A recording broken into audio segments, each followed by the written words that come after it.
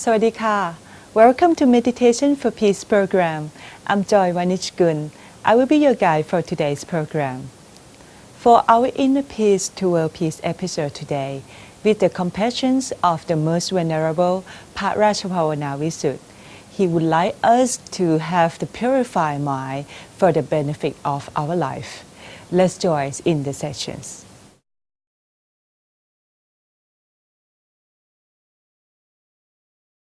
Sawadika. I'm Jatipa Livingston. I'm Mimi Sipraksama. It is a wonderful thing that somebody keeps reminding us to do only a good thing. Yes, you're right. However, we have to give ourselves a chance to do a good deed before recommending it to the others.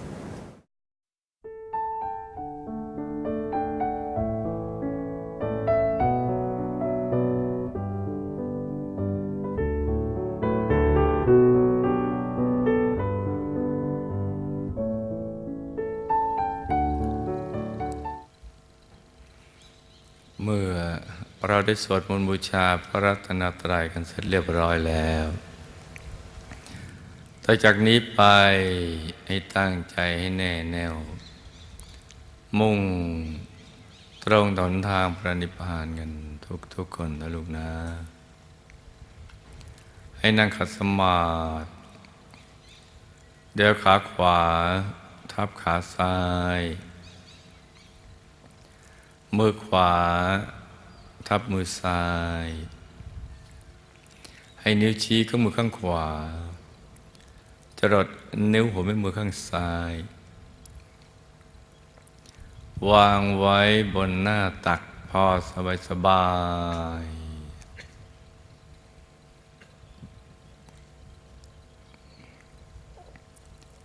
หลับตาของเราเบาๆคลอดลูกพอสบายคล้ายกับตอนที่เรากำลังจะหลับอย่าไปบีบเปลือกตาอย่ากดลูกในตานะจ๊ะแล้วก็ทำใจของเรานะให้เบิกบานให้แช่มชื่นให้สะอาดบริสุทธิ์ผ่องใสไร้กังวลในทุกสิ่งนะจ๊ะไม่ว่าจะเป็นเรื่องอะไรก็ตามให้ปลดให้ปล่อยให้วางให้ทำใจของเรานะให้ว่างๆและก็ภาวนาสัมมาอรหังสัมมาอรหังสัมมาอรหังให้เสียงคำภาวนาเป็นเสียงที่ละเอียดอ่อนดังออกมาจากในกลางท้องของเราอย่างนี้ก็ได้เราก็ทบทวนดูว่าอัธยาศัยเราเนี่ยมันต้องกับอะไรอันไหนที่ถูกกับจริตอัธยาศัยหรือในเราก็ต้องปรับให้มันถูกกับจริตถูกวิธีการก็แล้วแต่เรานะจ๊ะประคองใจกันไปอย่างนี้จนกว่าใจจะหยุดนิ่งพอถูกส่วนเดี๋ยวมันก็ตัวจะโล่งโปร่งเบาสบายขยายมีความสุขภายในเดี๋ยวแสงสว่างภายในก็จะมันเกิดขึ้นเราก็จะเข้าถึงสิ่งที่มีอยู่แล้วในตัวของเราเช่นดวงธรรมภายในกายภายในหรือพระธรรมกายภายในไปตามลำดับอย่างนั้นแหละสิ่งเหล่านี้ก็มีอยู่แล้วในตัวของเราเป็นแผนผังชีวิตที่ติดกันมายาวนานมากมีอยู่แล้วในตัวเพราะฉะนั้นมรรคผลนิพพานเนี่ยไม่ล้าสมัยไม่พ้นสมัยเพราะมีอยู่ในตัวของเราอย่างนี้แหละทำให้มันถูกหลักวิชาในการหยุดกันนิ่ง อย่างนี้ก็เข้าถึงกันได้ทุกคน แล้วเราจะรู้จักว่าพระรัตนตรัยเนี่ยเป็นที่พึ่งที่ระลึกจริงๆพึ่งได้จริงๆเป็นสิ่งที่เราควรและต้องระลึกนึกถึงท่านให้ได้ตลอดทุกลมหายใจเขาออกทั้งนั่งนอนยืนเดินชีวิตเราก็จะได้อุดมไปด้วยความสุขสดชื่นเบิกบานเป็นผู้ตื่นแล้วตื่นตัวภายในเป็นผู้รู้เรื่องราวความจริงชีวิตเบิกบานใจเราจะขยายมีความสุขมากๆอย่างที่เราไม่เคยเป็นมาก่อนเลยนี่เป็นกรณียกิจกิจที่สำคัญสำหรับการมาเกิดเป็นมนุษย์ในแต่ละครั้งนะจ๊ะเป็นกิจที่สำคัญอย่างยิ่งทีเดียวแหละเป็นงานที่แท้จริงนอกนั้นเป็นงานเสริมที่จะทำให้เราได้ปัจจัยสี่มาหล่อเลี้ยงสังขารแต่มีชีวิตอยู่ก็เพื่อทำพระนิพพานในแจ้งสลัดตนในพ้นจากกองทุกข์โดยวิธีหยุดใจนิ่งๆดังกล่าวนี้แหละที่ศูนย์กลางกายฐานที่7เช่นเดียวกับพระพุทธเจ้าพระอรหันต์ทั้งหลายท่านเริ่มหยุดใจอยู่ที่ศูนย์กลางกายฐานที่7ตรงนี้นะจ๊ะให้สบายๆนั่งหน้าแย้มยิ้มกล้ามเนื้อมันจะได้ผ่อนคลายหมดทั้งเนื้อทั้งตัว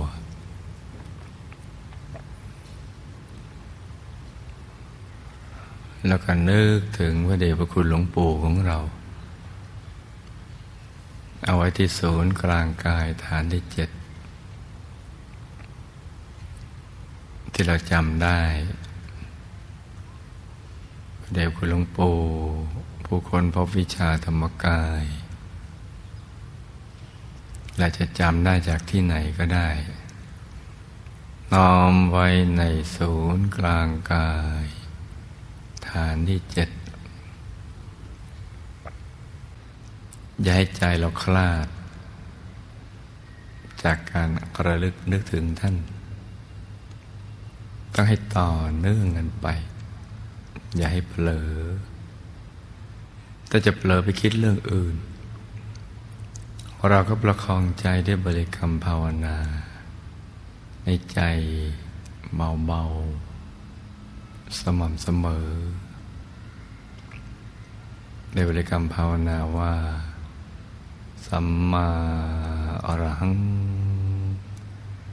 สัมมาอรหังสัมมาอรหัง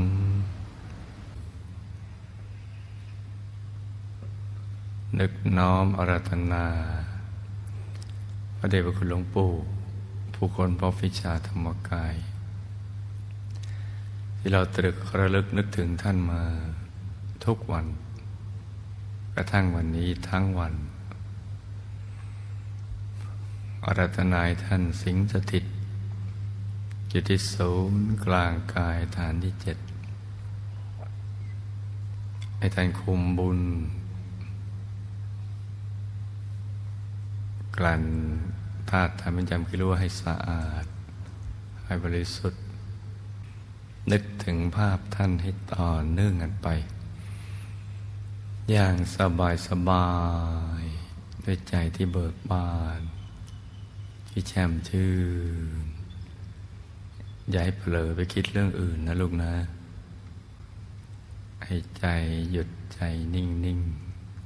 ๆอยู่กับพระเดชพระคุณหลวงปู่ของเราให้คุ้นเคยให้ติดเป็นนิสัยตรึกนึกถึงท่านอย่างสบายๆใจเย็นๆไปเรื่อยๆนะจ๊ะ ตามปกติธรรมดาแล้ว การเกิดมาได้อัตภาพเป็นมนุษย์ถือว่าเป็นการยากแต่การมาเกิดขึ้นของพระเดชพระคุณหลวงปู่นั้นเป็นการยากอย่างยิ่งสาเหตุที่ต้องมาเกิดในรูปกายมนุษย์ก็เพราะว่ากายมนุษย์นี้เท่านั้นที่สามารถสร้างบารมีได้อย่างเต็มที่และก็เป็นกายเดียวที่พญามารกลัวมากโดยเฉพาะกายมนุษย์ของท่านผู้รู้หรือผู้เข้าถึงท่านผู้รู้แจ้งเห็นแจ้งภายในพญามารจะกลัวมากที่สุดเลยกลัวผู้ที่ได้กระถึงวิชาธรรมกายเพราะว่าถ้าเข้าถึงแล้วก็จะมีอานุภาพมากสามารถขจัดกิเลสอาสวะที่บังคับบัญชาให้ตกเป็นบาปเป็นทาสของเขาให้หมดสิ้นไปได้เพราะฉะนั้นพญามารจึงกลัวการมันเกิดขึ้นของพระเดชพระคุณหลวงปู่ผู้มีมโนปณิธานที่จะปราบมารไปถึงที่สุดแห่งธรรมมารกลัวผู้ที่มีอุดมการณ์และมโนปณิธานอย่างนี้เพราะว่าถ้าได้รูปกายมนุษย์ก็จะสามารถรองรับผู้มีฤทธิ์มีเดชมีอานุภาพในอายตนะนิพพานทั้งลับทั้งเปิดเผยนับอสงไขยไม่ถ้วนเลยแล้วก็จะนำเข้าไปสู่ในสมรภูมิรบที่แท้จริงภายในไปสู้รบกับพญามารเพราะฉะนั้นมารหรือภาคถูกปราบจึงกลัวท่านมากถึงกับหวั่นไหวสะดุ้งพลึบไปทั้งภพทีเดียวด้วยเหตุนี้นะมารผู้ขวางความดีจึงกีดกันท่านทุกอย่างเพื่อมาให้มาเกิดแต่ก็ขวางกันท่านไม่อยู่เพราะว่าท่านมีบุญญาบารมีมากซึ่งธรรมดาของผู้ที่มีบุญญาบารมีมากจะเลือกเกิดได้ไม่เห็นสมควรว่าจะมาเกิดในช่วงตอนไหนก็สามารถมาได้นะจ๊ะพระเดชคุณหลวงปู่ของเราท่านก็เลือกเกิดในโอกาสที่จะให้ประโยชน์อันสูงสุดแก่มวลมนุษยชาติในเบื้องต้นท่านจะเลือกการสำหรับลงมาเกิด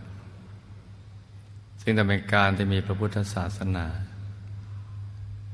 มีพระธรรมคำสอนของพระสัมมาสัมพุทธเจ้าเพื่อให้ง่ายต่อการถ่ายทอดคำสอนง่ายต่อการเผยแผ่และขยายพระพุทธศาสนาวิชาธรรมกายไปทั่วโลกแล้วก็เลือกทวีปที่จะมาเกิดทวีปทั้งสี่อันได้แก่ชมพูทวีปอุตรกรุทวีปปุพพวิเทหทวีปอปรโคยานทวีปก็ต้องเลือกเอาทวีปใดทวีปหนึ่งซึ่งปกติพระบรมโพธิสัตว์ทั้งหลายท่านจะเลือกชมพูทวีปเพื่อมาสร้างบารมีแล้วก็มาตรัสรู้ธรรมดังนั้นพระเดชพระคุณหลวงปู่ท่านจึงเลือกมาเกิดในชมพูทวีปซึ่งก็คือโลกของเราใบนี้นะจ๊ะจากนั้นก็จะเลือกประเทศคือมาเกิดในประเทศที่อุดมสมบูรณ์มีความเป็นเอกราชเป็นอิสระไม่เป็นเมืองขึ้นของใครผู้คนก็มีสติปัญญาพอที่จะมีภูมิรู้ภูมิธรรมสำหรับรองรับความรู้ในพระพุทธศาสนาได้และประเทศชาติก็มีความมั่นคงทางเศรษฐกิจไม่ใช่เป็นประเทศที่ทุรกันดารอดอยากยากจนจะต้องเป็นสถานที่สัปปายะ เหมาะสมต่อการสร้างบารมี โดยเฉพาะผืนแผ่นดินใบบัวหรือดอกบัวนี้ในอดีตก็เคยเป็นที่บริจาคมหาทานบารมีของท่านมาก่อนเพราะฉะนั้นแผ่นดินที่ตรงนี้จึงเป็นแผ่นดินมหามงคลที่มีความศักดิ์สิทธิ์บริสุทธิ์ผู้ใดที่มีบุญได้ย่างกรายเข้ามาแล้วก็มาตามระลึกถึงมโนปณิธานปฏิปทาของท่านกุศลธรรมจะเจริญตั้งมั่นในจิตใจของผู้นั้นดังนั้นแผ่นดินประวัติศาสตร์ผืนนี้จึงมีความหมายและความสำคัญอย่างยิ่งต่อนักสร้างบารมีผู้มุ่งไปสู่ที่สุดแห่งธรรมและท่านก็ต้องเลือกตระกูลอันที่จริงบารมีระดับพระเดชพระคุณหลวงปู่ท่านต้องเกิดในตระกูลสูงเช่นตระกูลคัตติยะเป็นต้นแต่พยายามมาก็กดธาตุทำให้ต่ำเขาพยายามกัดขวางทุกวิถีทางต่อไปท่านต้องมาเกิดในสกุลพ่อค้าแต่ก็ยังจัดว่าเป็นผู้มีฐานะดีสกุลหนึ่งในยุคสมัยนั้นนะจ๊ะแล้วก็ต้องเลือกมารดาเพราะมารดาเปรียบเสมือนแม่พิมพ์ของร่างกายมารดาต้องถึงพร้อมด้วยมนุษย์สมบัติที่ดีและเป็นผู้มีบุญที่เคยสงเคราะห์กันผูกพันกันมาแต่ชาติปางก่อนซึ่งทำให้พระเดชพระคุณหลวงปู่ท่านได้รูปกายเนื้อที่ใครเห็นแล้วต้องมีใจหยุดนิ่งละทิ้งสิ่งไม่ดีทั้งหลายสามารถยกใจผู้คนให้มุ่งมั่นสร้างความดียกใจคนทั้งหลายให้เข้าถึงพระธรรมกายได้เมื่อได้ปัจจัยในการมาเกิดครบถ้วนบริบูรณ์แล้วท่านจึงอธิษฐานจิตจุติลงมาเกิดไม่ใช่หมดบุญตกสวรรค์ลงมาเกิดนะจ๊ะเพราะว่าบุญท่านน่ะยังมีมากพอที่จะเสวยสุขในสุคติโลกสวรรค์บนสวรรค์ชั้นดุสิตหรือดุสิตบุรีได้อีกยาวนานแต่ว่ามาถึงคราวต้องสร้างบารมีก็ต้องลงมาทำงานเพื่อ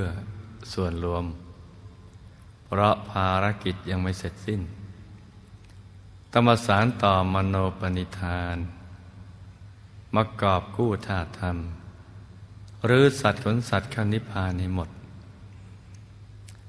ตามปณิธานเดิมที่ได้ตั้งใจเอาไว้ตั้งแต่ครั้งปฐมชาติดังนั้นการมาบังเกิดขึ้นของท่านจึงไม่ใช่เรื่องธรรมดาแต่ว่ามีความสำคัญอย่างยิ่งต่อมวลมนุษยชาติและธาตุธรรมบุคคลผู้มีมโนปณิธานอันสูงส่งและยิ่งใหญ่ดังเช่นพระเดชพระคุณหลวงปู่ของเรานี้เนี่ยจึงได้ชื่อว่าเป็นบุคคลที่หาได้ยากยิ่งในโลกหาได้ยากอย่างยิ่งในจักรวาลแล้วก็หาได้ยากอย่างยิ่งในธาตุธรรมแต่หากเมื่อ122 ปีที่ผ่านมาพระเดชพระคุณหลวงปู่ท่านไม่ได้มาเกิดเป็นมนุษย์ก็จะไม่มีพระมงคลเทพมุนีสดจันทสโรไม่มีผู้ค้นพบวิชาธรรมกายและคำว่าธรรมกายก็จะไม่มีใครรู้จักอย่างแท้จริงจะมีก็เฉพาะที่กล่าวกันไว้ในคัมภีร์ต่างๆเท่านั้นแม้ตัวเราเองก็จะหมดโอกาสที่จะได้รู้จักตัวจริงแท้ของธรรมกายจะหมดโอกาสในการปฏิบัติให้เข้าถึงพระธรรมกายแต่เพราะอาศัยร่มเงาบารมีของท่านจึงทำให้เรา ได้รู้เรื่องราวเกี่ยวกับพระรัตนตรัยภายใน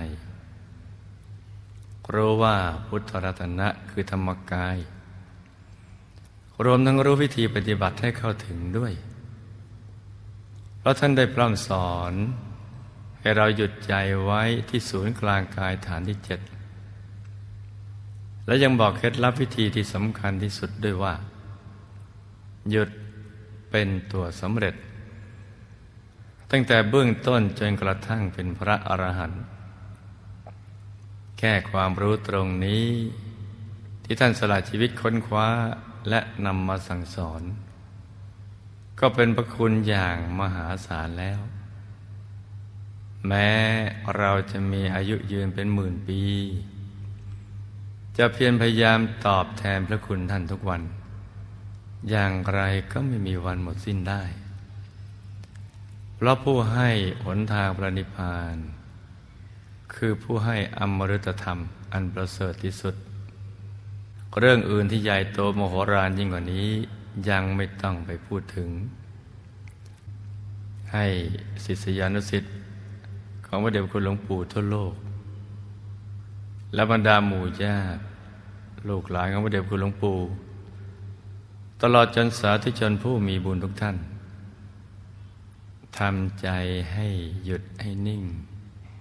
ให้ใจใสๆนึกถึงพระเดชพระคุณหลวงปู่ไว้ในกลางกายของเราไปเรื่อยๆนะจ๊ะแล้วก็ทำความเลื่อมใสในองค์ท่านที่ท่านเป็นมหาสมณะผู้ถึงพร้อมด้วยวิชาและจรณะถึงพร้อมด้วยคุณธรรมคุณเป็นพิเศษอานุภาพและมีพระคุณอันยิ่งใหญ่ไม่มีประมาณท่านเป็นมหาปูชนียบุคคลที่ควรแก่การบูชาอย่างยิ่งการบูชาท่านโดยการปฏิบัติบูชาเช่นนี้ก็จะทำให้ท่านเอาเราไปกลั่นแก้ให้ธาตุธรรมเป็นจำคือรู้ของเราสะอาดบริสุทธิ์เหมาะสมที่จะเป็นภาชนะรองรับบุญใหญ่ที่จะเกิดขึ้นฉะนั้นให้ลูกทุกคนทำใจหยุดใจนิ่งกันต่อไปให้ดีนะจ๊ะ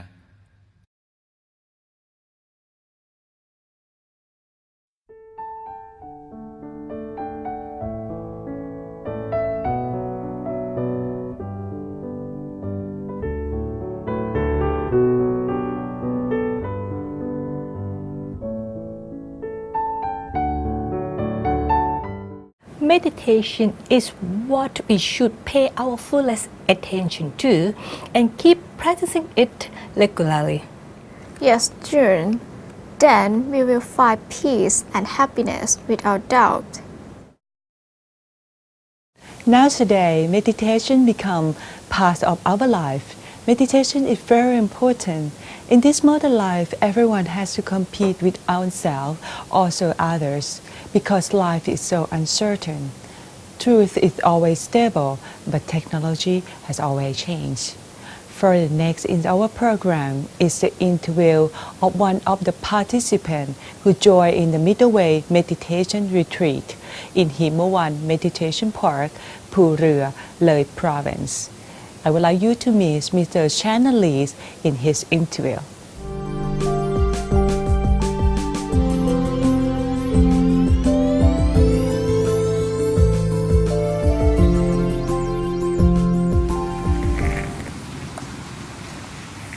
Swadika. Welcome to the Middle Way Meditation Retreat Program in Loi Province. My name is Jantipali Winston. I'll be with you during the interview sessions today. Enjoy spending some time at the meditation center in northeastern Thailand. Today we have Mr. Shannon Leeds from the United States. He would like to share with you his experience during his meditation retreat. Swadika. Sawadee-ka. Will you please introduce yourself and maybe share a bit about your background? Well, sure. It would be my pleasure. I live in northwestern United States, and it rains for something like 9 months out of the year, and it's 10 degrees above freezing for maybe 4 or 5 months out of the year. And it snows, and I was ready to get some better weather, so I came to Thailand to see what people live like here. Uh-huh. And it's totally different weather from over there where you are and here. Absolutely. And how do you find it? I find it really lovely here. It's quite marvelous. Not too hot? No, I really like it. I don't like sitting in the direct sun, but it's quite nice when you're in the shade or in the water or just relaxing. And so now you're discovering the world right now. You travel to discover the world to see different locations, different places. How do you think about Thailand? Well, it certainly is a much different culture. This is my first time to Asia, and I've always really enjoyed all the food and the difference of what in California and in Oregon where I've been living, we have many different cultures, but I only get a small taste of what it would be like in Asia. So now I really know what it is. You know the difference right Yes. now. When you go back, you can tell the difference. Even though you're tasting the Thai food over there and the Thai food here, you can tell the difference. Oh, here it's much bigger, much more powerful, stronger flavors and more spicy. It doesn't bother you? I like it. You like it. Okay. Why did you decide to join this particular program? To tell you the truth, I was introduced by a friend of mine who has done some of his own searching into meditation, and he found it, I believe, on the internet. Okay. And he suggested it to me, and he knows that I've done some meditation in the past. So I thought, what a great idea. I'll come see. How long have you started your meditation before you came over? I've been playing with it for about 8 years, 8 years. but very little experience in any depth of meditation. Okay. Is it the same as the meditation you practice over here?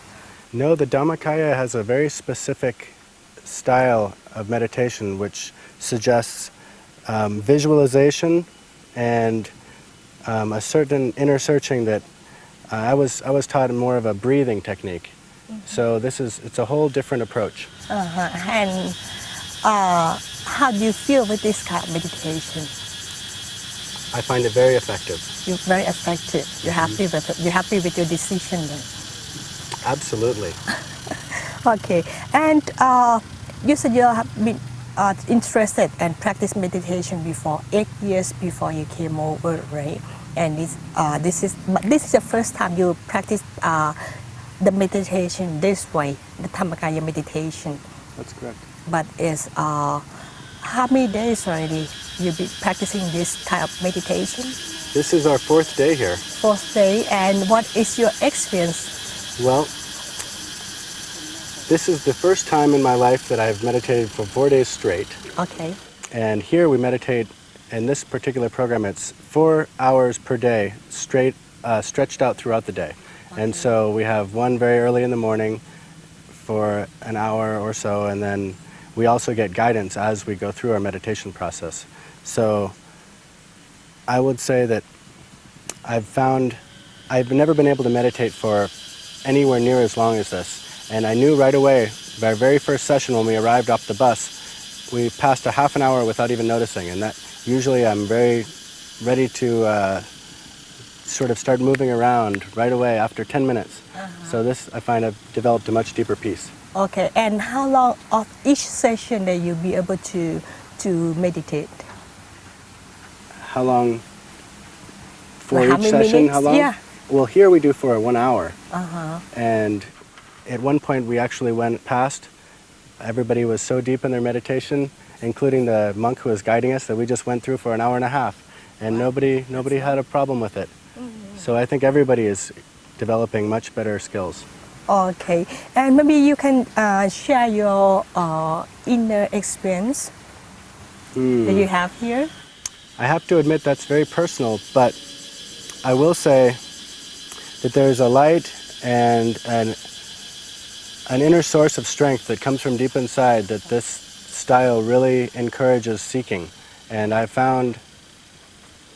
that just the examples of the monks themselves and of other people who have been practicing this technique for a long time, they prove it. It's an expression we use as the proof is in the pudding. And what it means is that the results show for themselves. Okay. And I can see the results everywhere I turn around here, and I know that it works very well, and so I've found enough proof that I believe in it. Okay, and how do you feel after you have those kind of experience? I've had some very wonderful experiences. And you're happy with it, and how do you feel after that good meditation experience? I feel more peaceful than I felt in a long time, and that's really why I came. Okay, and is it that your peaceful? How you compare your peace and to now that you practice meditation and before, right? You came over. How can you tell? Is it any different? The peaceful moment you have? Well, I find that I'm much less quick to anger or be aggressive, or it's like my whole level of energy is on a much smoother pace, and I hope to continue to maintain that smooth level. I understand that many people use meditation for finding their path in life and for finding an ability to solve their problems and manage people, and it's good for every aspect of life. Mm-hmm. You believe in those things? I do. Okay, and maybe you can share the technique you use for your meditation. Oh yes. Well, here at the Dhammakaya, the prescribed technique is to close your eyes and focus on a sphere that's deep within, just above the navel, and it's a round crystal ball or something resembling a crystal ball. And we had some practice. We blew bubbles with soap, so we could see what this visual imagery might look like. And so we picture the crystal ball that's deep within, in the very center of your belly. Really, it's right inside here, and you want to focus from a point that's directly here between your eyes that runs down to I think there's 6 or 7 points of focus throughout your body, and you want to continue to focus it as you go down till it hits the very center. It's like the Buddha center. Okay, and you have no problem following those instructions? Following the instructions, no, but I sometimes have a difficulty in developing the technique to the, well, they say take it easy, and so I just take it easy. You take it easy with those instructions you follow, and just no, let it not happen. forcing. Let it happen on its own speed. Yeah. Okay. And okay,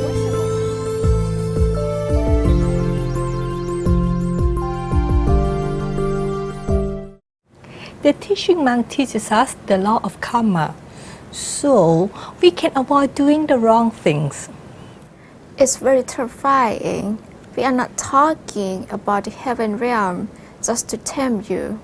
or the unhappy realm just to scare you. But this belief tells us it is true, and we give you the details for you to consider for yourself. We will continue the rest of his interview next week. I am one of the many people who discover my true happiness through meditation. We have to practice for ourselves in order to reach our inner happiness. So we should prepare our minds by listening to the teaching of Prat Nicholas Thanisaro in self-development in order for us to easily enter to true happiness.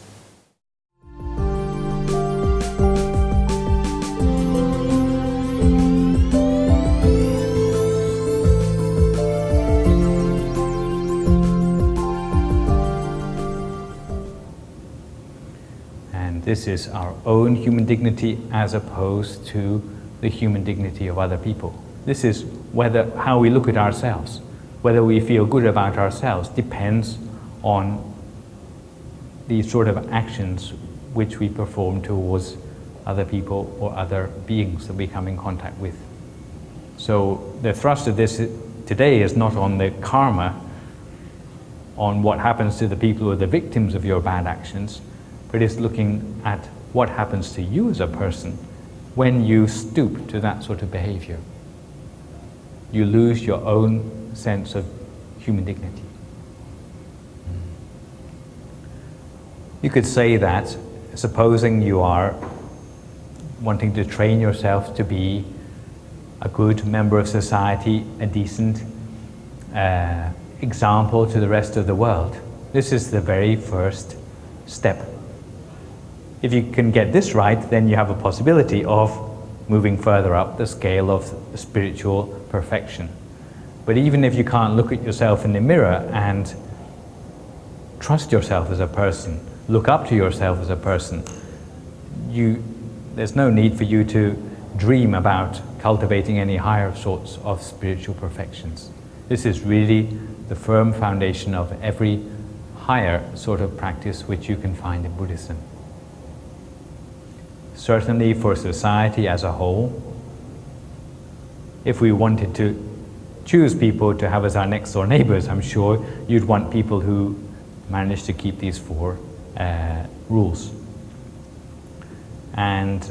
I think it's no surprise that you find these 4 basic rules of conduct in pretty much every code of morality in every religion of the world. So these are the 4, what is translated here as 4 vices in conduct. But generally speaking, we call them the 4 defilements of action. The next group of 4, which we'll move on to, if you want to compare it to the previous set, this is now talking not about responsibility for our own sense of human dignity, but it's responsibility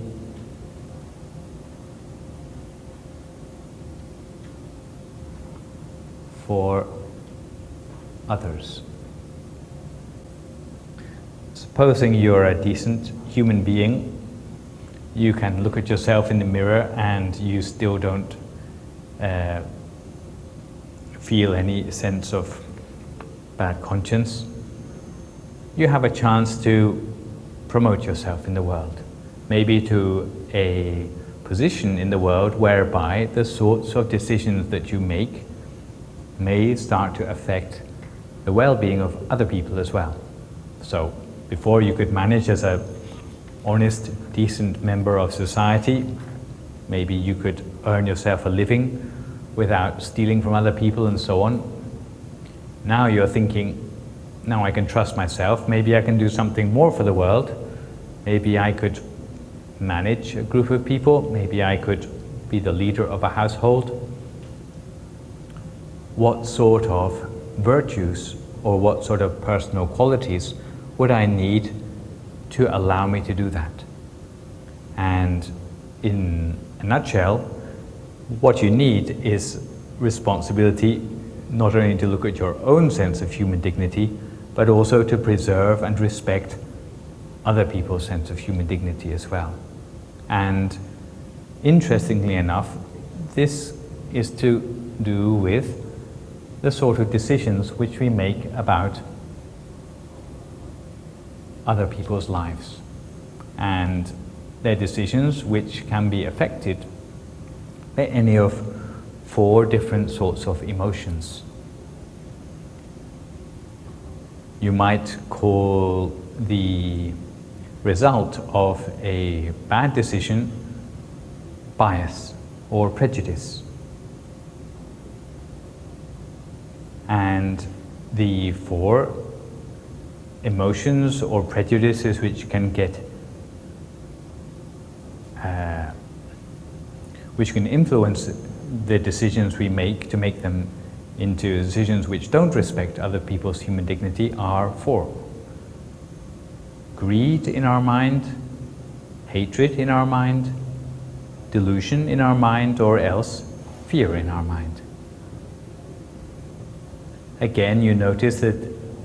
on the face of it, it seems much less serious than a bad action. Simply a decision, something you thought about or you decided. But your decisions can affect other people's well-being quite drastically. And I'll try to give an example of each one to illustrate my point. Supposing you were a parent and you found out that your one of your children was a drug addict, and instead of putting them through the proper channels to allow them to reform themselves, you try to hide that fact. You protect the fact. You know it's wrong what they are doing, but because of your love for your own children, and maybe a little bit as well, the fear that it will spoil the family name, you don't see what's happening objectively. So you fail to do the right thing in this situation, simply because of your love. So this is where your love can be a problem, okay? What you think is good for your own human dignity may not be good for your child's human dignity, who's going to go on to maybe get involved with hard drugs as a result of your neglect. So love mixed up with decision making may cause your objectivity to be compromised, leading to a bad decision, which in the end is not good for the people under your care. A result of bad decisions made because of hatred might be, for example, a person sitting as a judge in a court hates black people. So no matter what sort of black person comes up in court, they always will be wrong. They always will be ruled against, no matter what they did, simply because of this judge's prejudice against black people. So this can be a reason why the judge fails to treat black people, in this case, with human dignity. Okay?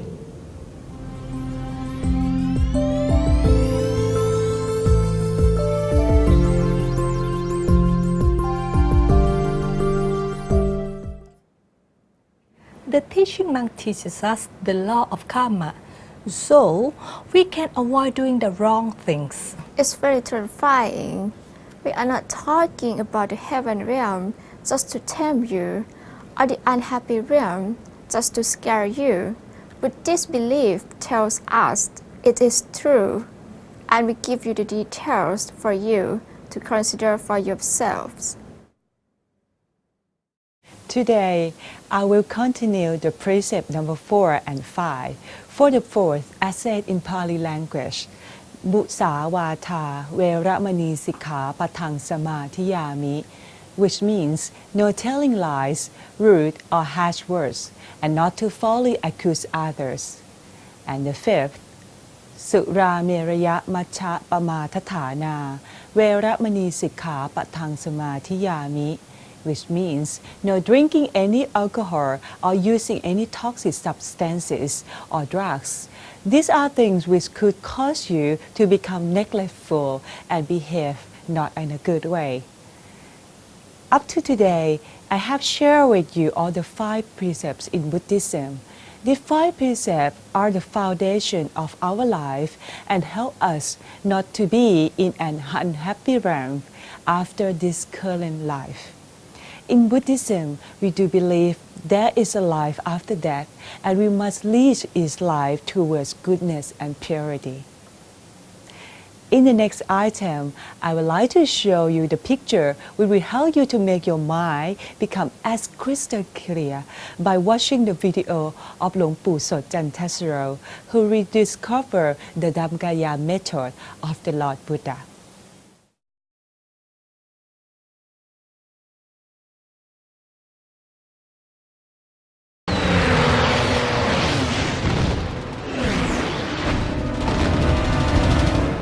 ยุคของการปราบปรามผู้ก่อการร้ายคอมมิวนิสต์คือเหตุการณ์ประวัติศาสตร์ครั้งสำคัญที่ยังคงอยู่ในความทรงจำเพราะเป็นชัยชนะที่ต้องแลกด้วยเลือดและน้ำตาของคนไทยด้วยกันทั้งพลเรือนตำรวจและทหารตลอดจนทรัพย์สินของชาติอย่างมากมายมหาศาลพลเอกณพล บุญทัพเมื่อครั้งยังดำรงตำแหน่งผู้บังคับการดูแลพื้นที่อีสานใต้ได้ประสบกับเหตุการณ์เลวร้ายเหล่านี้ด้วยตนเอง วันที่ 17 กันยา พศ 2521 ผมนำกำลังเข้าไปปิดล้อมฐานผู้ก่อการร้ายคอมมิวนิสต์นะฮะในอำเภอสว่างแดนดินที่ดงสารดงผีเรือนก็ให้นายทหารคนหนึ่งให้เขาตะโกนว่าให้เราปิดล้อมไว้หมดแล้วให้ออกมามอบตัวซะเราจะไม่ทำอันตรายเพราะสงสารเด็กก็ปรากฏว่าเขาก็เลยโยนระเบิดออกมาเลยจากในฐานแล้วก็ยิงเข้ามายิงด้วยจรวด RPG ผมหมอบอยู่โคนต้นไม้จรวด RPG ก็ถูกสะเก็ดระเบิดเนี่ยที่แขนสะเก็ดปืนก็หลุดจากมือแต่ว่าก็บาดเจ็บได้รับบาดเจ็บก็สะเก็ดเนี่ยถูกถึงกระดูกแต่ว่าส่วนอื่นๆก็มีถูกยิงที่หัวไหล่อีกนัดหนึ่งก็ฉลับไปกระสุนก็ฉลับไปไม่เป็นอะไรก็แคล้วคลาดปลอดภัยมาในวันนั้นก็ทุกคนไม่มีได้รับบาดเจ็บกันแต่ไม่มีใครเสียชีวิตในเหตุการณ์แล้วต่อจากนั้นผมก็ได้รับมอบภารกิจให้ย้ายจากอำเภอสว่างแดนดินลงมาที่พื้นที่อีสานใต้ในพื้นที่อีสานใต้ได้มีเหตุการณ์เกิดขึ้นอีกหลายครั้งที่หนึ่งก็ในพื้นที่อำเภอเสริงสางจังหวัดนครราชสีมาวันที่4 กุมภาพันธ์ พ.ศ. 2522ก็นำกำลังเข้ากวาดล้างผู้ก่อการร้ายในพื้นที่เขาเรียกว่าป่าระเริงร้อยรูอำเภอเสริงสางจังหวัดนครราชสีมาขณะที่เรากำลังเอากำลังเข้ากวาดล้างแล้วก็ปิดล้อมพื้นที่ของผู้ก่อการร้ายนั้นก็มีการปะทะกันหลายครั้งและจนกระทั่งไล่ติดตามมาก็มาถึงบริเวณพื้นที่หนึ่งก็หยุดพักรับประทานอาหารแล้วก็ตรวจเช็คแผนที่ขณะที่กำลังเอาแผนที่มาเช็คมาตรวจสอบดูว่าจุดที่อยู่แล้วที่แน่นอนตรงไหนก็มีผู้ก่อการร้ายเนี่ยยิงมาจากทางไหนไม่ทราบไอ้หม้อข้าวของเราที่อยู่วางอยู่ข้างหลังนะกระเด็นไปเลยหม้อข้าวรูเป็นรูเบลอเลยแต่ไม่ถูกใครสักคนหนึ่งก็แคล้วคลาดปลอดภัยมาได้หลวงพ่อวัดปากน้ำภาษีเจริญถึงแม้ท่านจะมรณภาพไปแล้วแต่บรรดาลูกศิษย์ลูกหาของท่านที่อยู่ในปัจจุบันก็ได้ถ่ายทอดวิชาธรรมกายวิชาซึ่งผมได้ดูพระวัดของท่านทุกรุ่นที่มีคนเอาไปกราบไหว้บูชาไปนำติดตัวไป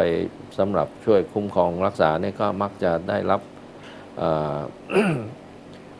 มงคลได้รับสิ่งศักดิ์สิทธิ์มาช่วยปกปักรักษาโดยตลอดแล้วก็ยังไม่เคยเห็นว่ามีใครที่แขวนท่านแล้วเนี่ยจะได้รับอันตรายเลยเท่าที่ปรากฏมายังไม่เคยเห็น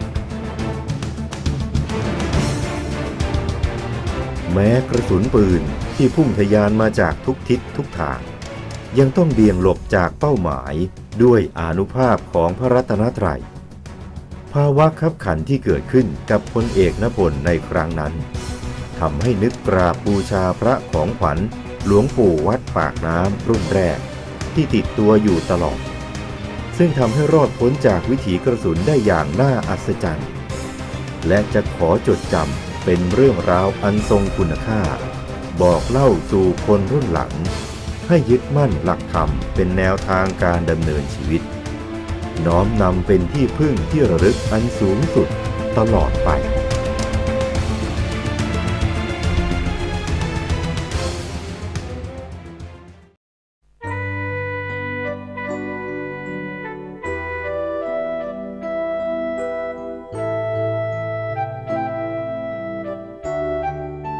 กิตติศัพท์เรื่องหลวงพ่อวัดปากน้ำภาษีเจริญสามารถรักษาคนป่วยจากโรคร้ายให้หายขาดได้อย่างน่าอัศจรรย์นั้นมีชื่อเสียงเป็นที่เลื่องลือไปทั่วประเทศถ้าจะกล่าวถึงเรื่องความทุกข์ความเดือดร้อนของคนที่มาหาหลวงพ่อมาเรียงลำดับเรื่องราวกันแล้ว